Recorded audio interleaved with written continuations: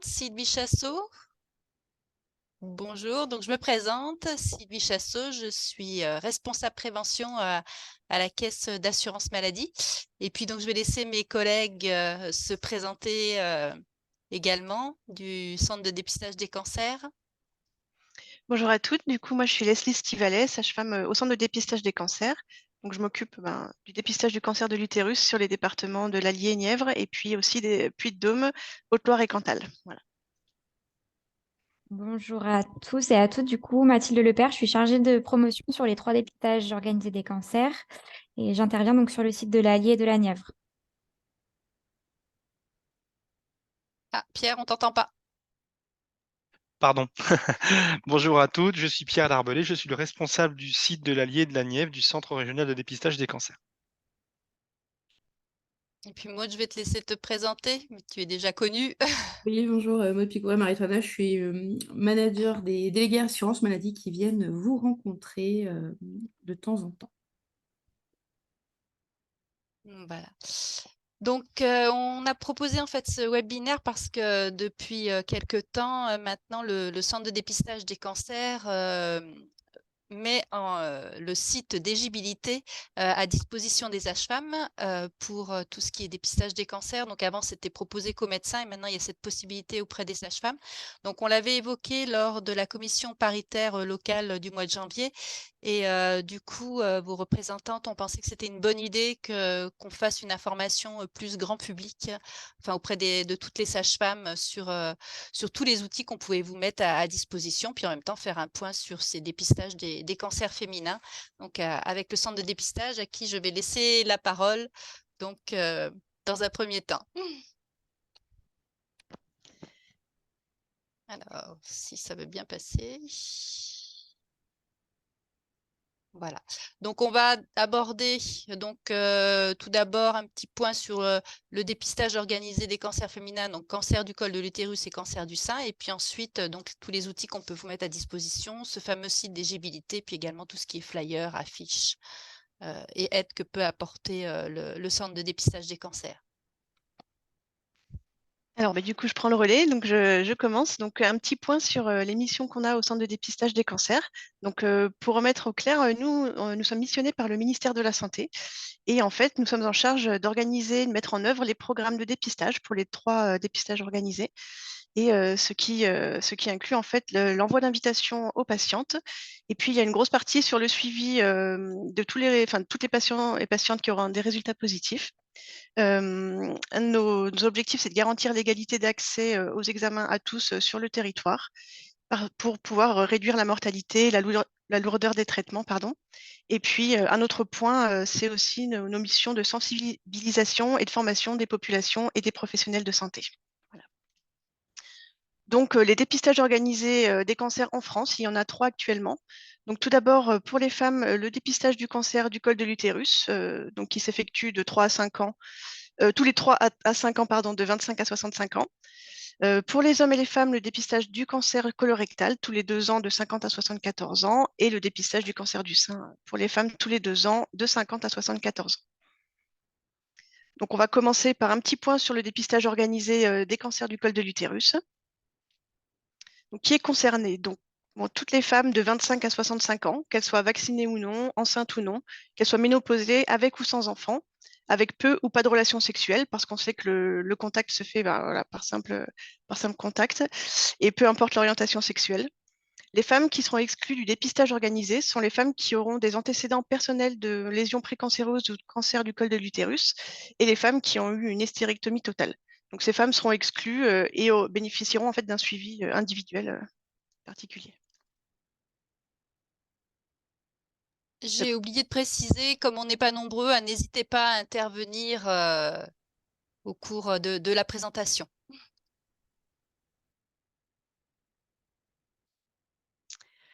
Donc un petit point sur les recommandations. Bon, vous le saurez, qui peut pratiquer le dépistage? Donc les sages-femmes, les gynécologues et les médecins généralistes.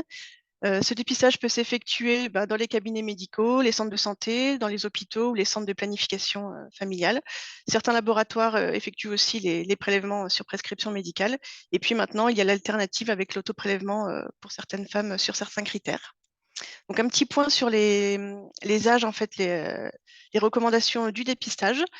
Donc, il faut savoir qu'avant 30 ans, on va faire ce qu'on appelle un frottis cervico-utérin, donc une analyse cytologique, tous les 3 ans, après 2 frottis négatifs à 1 an d'intervalle. Et puis, ensuite, au-delà de 30 ans, on fera un test HPV tous les 5 ans s'il est négatif. Donc, un petit peu pour étayer un petit peu tout ça, donc le dépistage cytologique, donc le frottis classique comme on l'entend, la fréquence optimale, c'est tous les 3 ans. Il a été démontré que le faire plus fréquemment, tous les ans ou tous les 2 ans, n'augmentait pas en fait les performances du diagnostic. Et puis, c'est aussi surtout que plus on va dépister fréquemment, plus on a un risque de surtraitement, enfin de surdiagnostic et de surtraitement, qui n'est pas intéressant. C'est bon. Et voilà, à contrario, le test HPV, donc, qui est recommandé à partir de 30 ans, la fréquence optimale, c'est tous les 5 ans. Le faire tous les 3 ans, ça réduit pas la mortalité du cancer du col de l'utérus. Et pourquoi est-ce qu'on ne le fait pas chez les moins de 30 ans? En fait, c'est parce que la prévalence est élevée en fait, des infections chez les femmes de moins de 30 ans. Et du coup, le fait de dépister par test HPV avant 30 ans induirait plus donc, de surdiagnostic et de surtraitement pour une infection qui pourrait être régressive spontanément. Voilà.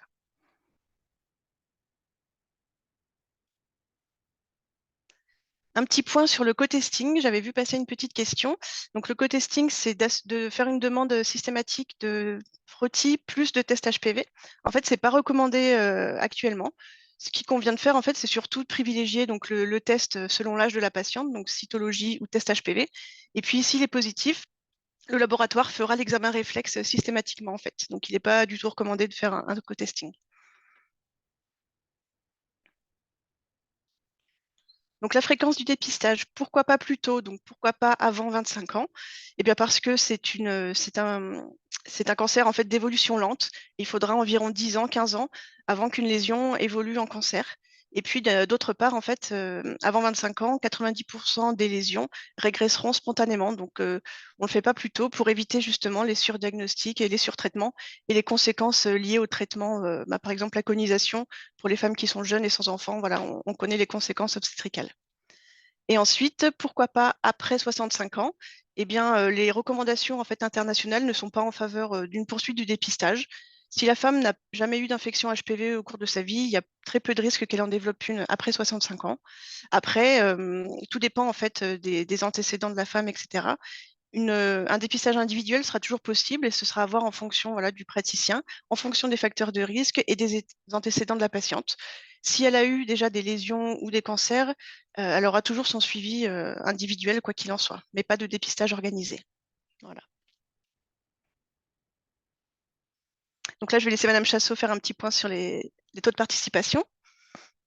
Voilà, donc là, voilà, ce sont les taux de participation au dépistage du cancer du col de l'utérus. Donc, comme vous pouvez le voir dans l'allié, notre taux de participation, c'est le plus bas en fait de la région Aura, puisque tous les autres en bleu avant, ce sont les autres départements. Et on est également en dessous de la moyenne nationale. Je vous ai mis le classement sur le côté. Vous voyez que fin 2019, donc avant la crise sanitaire, on était 68e et la crise Covid n'a pas arrangé ce dépistage. Et à fin 2022, on est 78e, donc département français en taux de participation à ce dépistage. Donc c'est quelque chose en fait qu'on a nous dans l'Allier, c'est qu'en fait on n'a jamais réussi à faire décoller ce taux de participation au dépistage du cancer du col de l'utérus.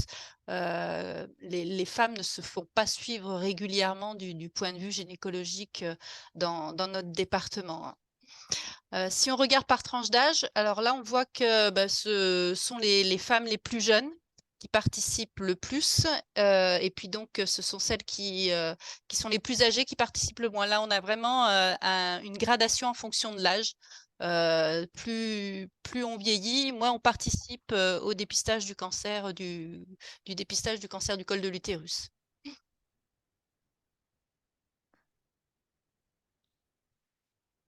Ok, donc là, une autre façon de voir un petit peu les taux de participation. Donc là, sur la carte régionale, en fait, on voit clairement que le plus foncé, c'est là où le taux de participation est le plus élevé. Donc bon, malheureusement, effectivement, l'Allier et le Cantal sont pas très bons. Donc pour la période 2018-2020, sur l'Allier, on a un taux de participation de 56,8% pour une moyenne nationale qui est aux alentours de presque 60%. Donc c'est vrai qu'il y a encore du chemin à faire, étant donné l'objectif des 80% de taux de couverture qu'on souhaite. Les causes sont multifactorielles, hein, donc, comme vous le disiez tout à l'heure, effectivement, plus l'âge avance, moins on se fait dépister et on voit une chute du taux de dépistage à partir de 50 ans. Et puis également, après, il y a des critères de territoire, d'accès aux soins, de précarité, etc., qui rentrent en jeu. Donc après, voilà, on essaie de faire tout ce qu'on peut pour recruter ces femmes-là qui ne participent pas. Donc concrètement, qu'est-ce qu'on fait au CRCDC, au centre de dépistage des cancers? Donc on va adresser une invitation aux femmes qui n'ont pas réalisé leur frottis depuis plus de 3 ans. Donc en fait, c'est une invitation de rattrapage pour les femmes qui n'auraient pas réalisé des dépistages de façon spontanée auprès de leurs praticiens. On va aussi mettre d'un autre côté des actions en direction des populations vulnérables pour justement, comme je disais, recruter ces patientes qui ne participent pas. Donc soit en mettant en place des accompagnements au dépistage, des médiations sanitaires, des expérimentations autour de l'autoprélèvement ou bien des unités mobiles de dépistage aussi.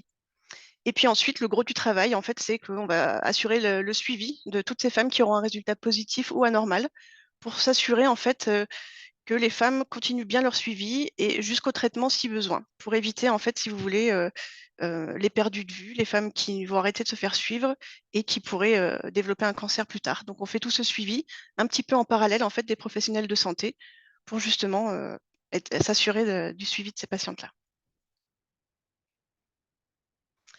Là, c'est un exemple de courrier d'invitation qu'on envoie aux femmes. Donc voilà, il y a un petit topo sur le dépistage.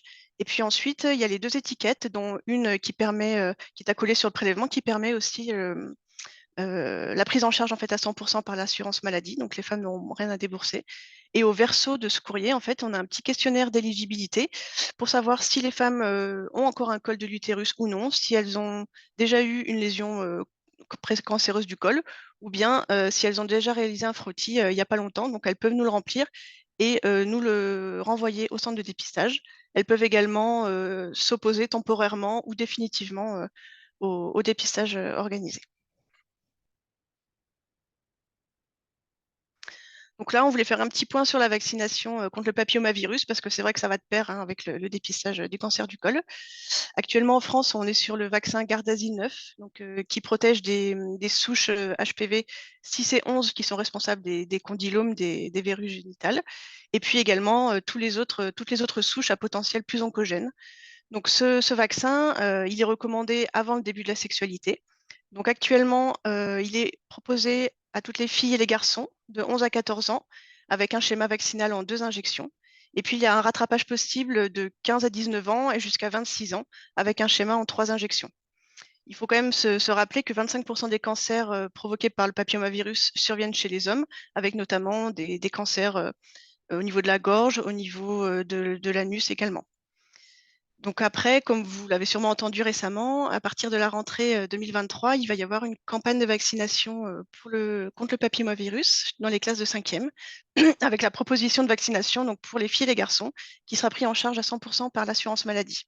Donc ça, c'est quand même une grande avancée et qui devrait bien nous aider à réduire les taux de cancer du col de l'utérus. C'est vrai que c'est le seul cancer pour lequel il existe un vaccin et du coup, c'est quand même quelque chose de plutôt important. Et on pourrait disons qu'on pourrait tendre à éradiquer le cancer du col de l'utérus dans quelques années si une couverture est suffisamment élargie, comme le fait un petit peu l'Australie avec 80% de couverture actuellement. Donc ça, c'est un petit outil qui peut vous aider dans votre pratique au quotidien. C'est le guide des conduites à tenir pour les femmes ayant une cytologie anormale. Donc en fait, ça vous présente les arbres décisionnels selon les résultats de cytologie. Donc c'est un outil qui est plutôt pas mal et qui peut bien aider. Vous pourrez le trouver sur le site de l'INCa, donc sur icancer.fr. Ou sinon, on peut vous l'envoyer si besoin. Pardon. Du coup, maintenant, on va passer au dépistage organisé du cancer du sein. Alors, le cancer du sein en France, c'est une femme sur 8 qui sera touchée par un cancer du sein au cours de sa vie. C'est quand même 59 000 cas par an et 12 000 décès chaque année qui pourraient être évités à 90% grâce au dépistage du cancer du sein. Donc, qui est concerné par le dépistage du cancer du sein? Donc, toutes les femmes de 50 à 74 ans qui n'ont pas de symptômes et qui n'ont pas d'antécédents personnels ni familiaux. Donc, les femmes qui seront exclues du dépistage organisé seront les femmes avec antécédents personnels ou familiaux et les femmes qui ont reçu des irradiations thoraciques pour une maladie de Hodgkin et les femmes avec des symptômes. Donc, en quoi consiste le dépistage du cancer du sein? Donc, il y aura tout d'abord un examen clinique de la poitrine avec palpation de la poitrine, des creux axillaires et susclaviculaires. Et puis ensuite, il y aura donc la mammographie qui sera faite avec 2 clichés par sein, soit 4 compressions au total.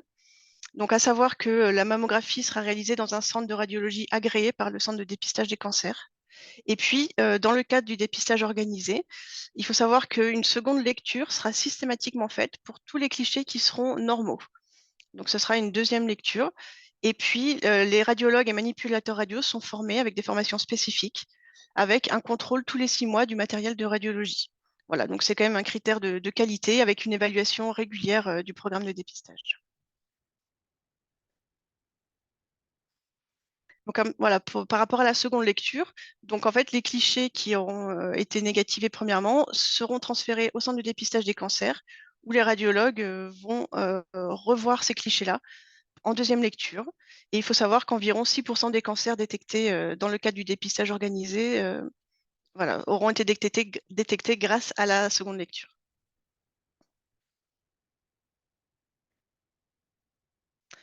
Là, c'est juste un petit point pour rappeler qu'en fait, les patientes qui auront un risque élevé ou très élevé de développer un cancer du sein auront un suivi particulier, en fait, ne seront pas forcément donc, inclus dans le dépistage organisé, mais auront un suivi particulier avec des examens adaptés en fait, à leur situation. Donc, je ne vais pas détailler parce que c'est plus en rapport avec les praticiens gynécologues, etc. Mais c'est intéressant de le savoir quand même.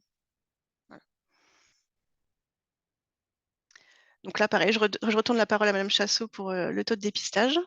Voilà, donc là, on vous a mis aussi les taux de participation au dépistage du cancer du sein. Donc, c'est pareil, depuis la crise sanitaire, en fait, maintenant, dans l'Allier, on a un taux de participation qui est légèrement, enfin, qui est inférieur encore à la moyenne nationale et puis qui est inférieur aussi à ce qui peut être observé dans les autres départements de la région Aura. On avait des bons taux, des taux de participation qui étaient relativement bons jusqu'à fin 2019, hein, puisque du coup, si on prenait l'ensemble des départements, on était 21e et on est passé 72e. Donc depuis la crise sanitaire, qui a fait beaucoup de mal, hein, puisqu'on a été un des départements qui a le plus chuté en termes de taux de participation. Et puis par ailleurs aussi, on a des cabinets de radiologie qui ont fermé dans l'Allier, hein. On en a eu un sur Saint-Pourçain et puis un autre sur Vichy, et puis également sur Montluçon à l'hôpital où ce n'est plus pratiqué. Donc, ce qui n'aide pas puisque les délais s'allongent dans ces territoires-là. Au niveau des taux de participation par tranche d'âge, alors là, c'est variable en fait selon l'âge et on voit qu'en fait, donc celles qui participent le plus, ce sont les femmes de 65 à 69 ans. Suivies de celles de 60 à 64 ans, puis les 50-74 ans. Et celles qui participent le moins, en fait, ce sont donc après, il y a les 70-74 ans et les 55-59 ans. Donc, on voit qu'en fait, là, c'est vraiment variable suivant la tranche d'âge.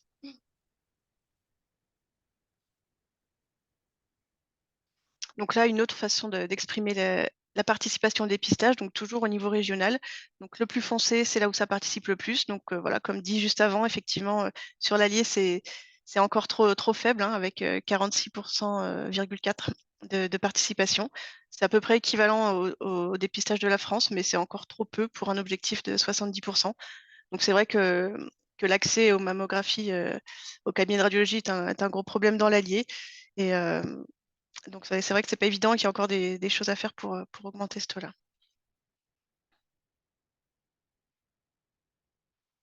Là, c'est un petit rappel du parcours du dépistage organisé du cancer du sein. Donc les femmes donc, entre 50 et 74 ans vont recevoir leur invitation à participer au dépistage avec la liste des cabinets de radiologie agréés. Donc ensuite, elles iront chez leur radiologue faire leur mammographie. Si le résultat est positif, elles auront des examens complémentaires, elles sortent du dépistage. Si le résultat est négatif, leur dossier sera transmis chez nous, au centre de dépistage, qui allons réaliser du coup la seconde lecture par des radiologues. Et ensuite, si le résultat est positif, pareil, elles auront des examens complémentaires. Et si le résultat est négatif, elles recevront leur résultat par courrier ainsi que leur médecin. Et ensuite, la prochaine campagne de dépistage se fera 2 ans après et une nouvelle invitation leur sera adressée. Là, en fait, c'est l'ordonnancier des mammographies que l'on peut vous fournir, en fait, qui équivaut à une invitation avec la prise en charge à 100%. Donc, si vous en avez besoin, en fait, c'est un outil qu'on peut vous transmettre. Donc, n'hésitez pas à nous le demander. Voilà. Et puis voilà, je vais passer la parole à Pierre maintenant pour la suite. Merci Leslie. Oui, donc comme le disait Madame Chassot, aujourd'hui. Ah. Sylvie, t'as enlevé le diapo. On t'écoute pas, t'as pas ton micro. Je voulais aller directement sur le site internet. Ah oui, d'accord. Peut-être te laisser la main si tu voulais y aller, ou est-ce que tu veux que je le Non, fasse? oui, je veux bien que tu le fasses si ça te dérange pas. Donc D'accord. oui, comme expliquait Madame Chasson, on a un site internet, donc c'est un site web, il n'y a pas de logiciel à installer sur les postes, qui permet d'aller vérifier la situation des patientes, de vos patientes au regard de leur dépistage. Est-ce qu'elles sont à jour sur leur dépistage du cancer du sein, du cancer du col? Donc l'adresse du site web, elle est notée ici. Il y a un identifiant et un mot de passe individuel pour chaque professionnel de santé. Donc une petite démo en live, oui, du coup, si tu Voilà. peux.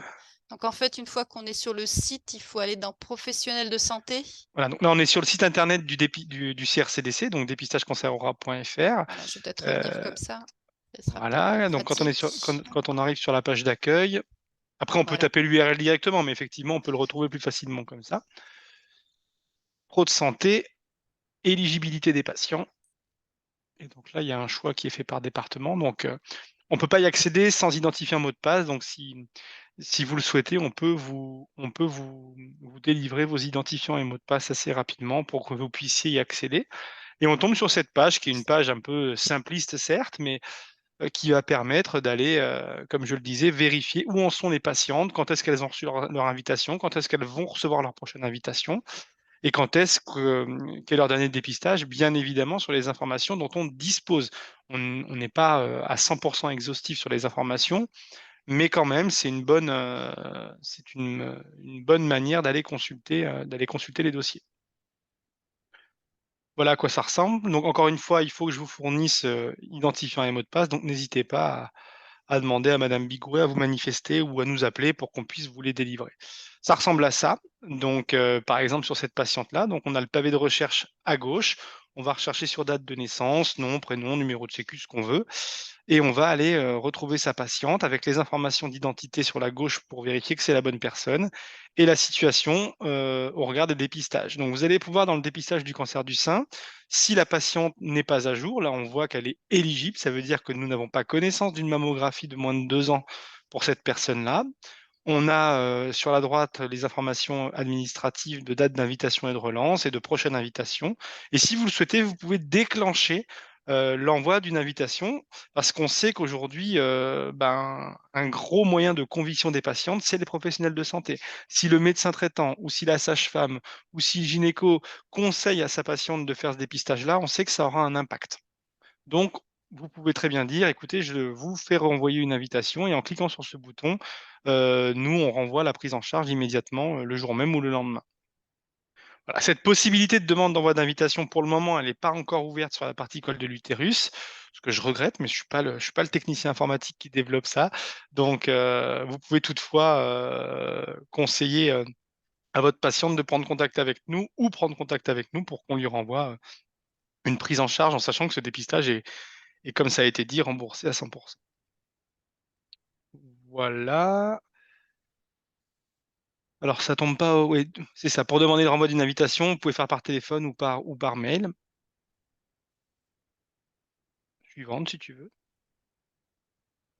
Donc, on va revenir en arrière pour conclure. Donc, je le redis une troisième ou une quatrième fois. Pour accéder à ce site, il vous faut un identifiant personnel et un mot de passe. N'hésitez pas à nous contacter pour les obtenir. C'est assez simple d'utilisation. Voilà. Et c'est pratique. Je passe aux outils de communication. Est-ce que c'est clair pour vous le site d'éligibilité? Ah, les micros sont coupés. Peut-être. Donc, je continue. Alors, on a un chat qui nous dit oui, merci. Je passe aux outils de communication. Oui, donc, concernant les outils de communication, nous pouvons nous mettre à disposition gratuitement des supports, donc notamment des affiches et des flyers, comme vous pouvez le voir sur la diapositive, sur le cancer du col de l'utérus, sur le cancer du sein et sur la vaccination contre les cancers HPV. Donc également des affiches donc, de l'Institut national du cancer, également sur les 3 dépistages organisés. Et puis aussi des affiches, qui reprennent les 3 dépistages, donc une du centre régional du dépistage des cancers sur votre gauche et sur votre droite, c'est une affiche de l'Institut national du cancer et également sur, les dépliants, donc sur la diapositive suivante, Sylvie, s'il te plaît. Voilà, donc c'est un outil que le centre régional a créé en interne, donc voilà, qui reprend les 3 dépistages organisés. Et en parallèle, du coup, j'ai oublié de préciser que nous avons aussi des petits, livrets qui sont en langage facile à lire et à comprendre et aussi en langues étrangères. Donc vous mettre à disposition tout ça. Et puis sur la avant-dernière diapositive, donc là, je vous ai remis un petit peu des ressources qui peuvent vous être utiles, notamment donc sur les outils de l'Institut national du cancer et puis sur le premier lien que vous pouvez voir sur le cancer en parler à tous. Donc c'est une boîte à outils numérique que le centre régional a créée exprès, où dedans vous pouvez retrouver des petites vidéos qui sont assez courtes.